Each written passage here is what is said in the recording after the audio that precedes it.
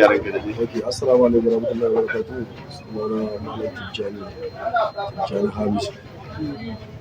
Da matsayin sarkin fawa da aka da sabo wannan kasuwa. Allah ya sa tunda ka wannan Allah ya sa komai ci gaba muke samu ba baya da muke samu ba wannan ya kai mana. Allah ya gode ga mu da yara matasa ne aka nada. Amma da yanzu Allah ya da abin da ba Allah yake. Ci gaba muke so mu ga masu tasowa da kallon mu da yayin mu da iyayen mu duka da Allah da aikin da muke zuwa su kowa ya samu iya abin da yake so. Kowa ya samu iya abin da yake so kuma ci gaban Allah yana kare shi. Kuma nan gaba ƙara tawowa yake ci. Irin nau'in kasuwanci kuke a wannan kasuwa? To wannan kasuwanci ne kala-kala da nama.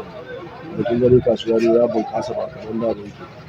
Yawwa kasuwar nama mu muke saidawa muke ɗaukowa mu saida. Yanzu abin da wani lokaci ne ga shi nan da wani lokaci ne komai dai godiyar Allah muke yi. Kuma gani dai akwai nama kasuwanci nan dai mutane na yawa ga mu. Sai kan doya kusa da mu ne manja su da abin nan duka dai kowa yin su. Kasuwa dai ya bunƙasa ne ba kamar da ba kamar wanda muke abu da idan aka wani wanda muke abu da ga duka kasuwa ne bunƙasa ba aka zo ne maka dole nan daji ne muka gyara muka da kuma da kuma. Ya dai kasuwa ya bunƙasa ba kamar da ba. Ranka da dai.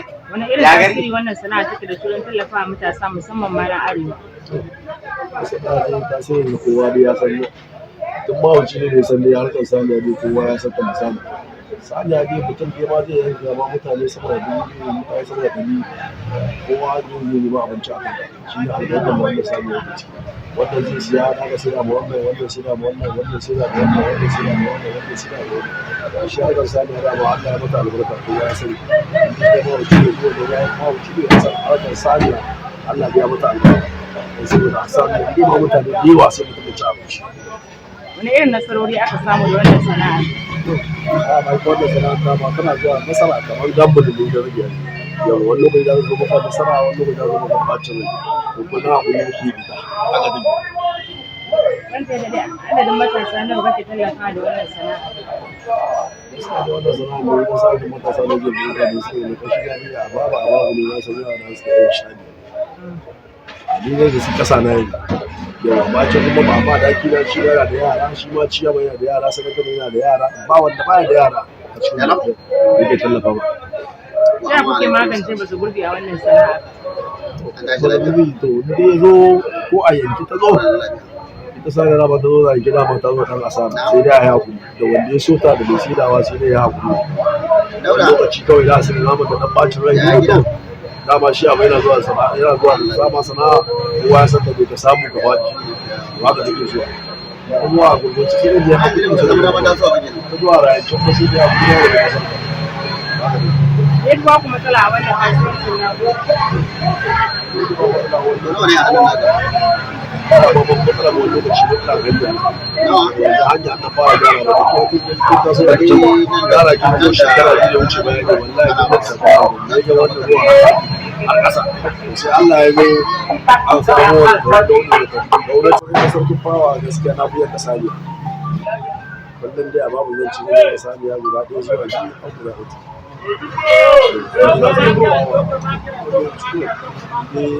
wanda ke son wannan aikin har ya fi da zan ce ne dai kullum ko ne ke da shi ne ba da zan ce na riga na gaba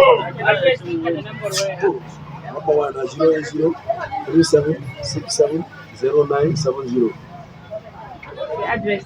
address ina ne recently address ina ni da ma ni dan asabarin baby shiro Oshimiri South Atuwa Kebbi to recently address ina yanzu ni ina Karawe Street ne wanda ke bukatar nama an yi wannan kasuwa ta daga wannan kasuwan nama ne kan ba wa Tijjani sarkin fawa Allah da za nuna mu kuma inda mutum ke san nama za a mishi kamfani ne ko restaurant kowane kamfani yake so kowane nama ne Allah da za mu masa Masu kallo da sauran kullum da hirar mu ta kasance da Tijjani sarkin fawa. Mun gode ranka da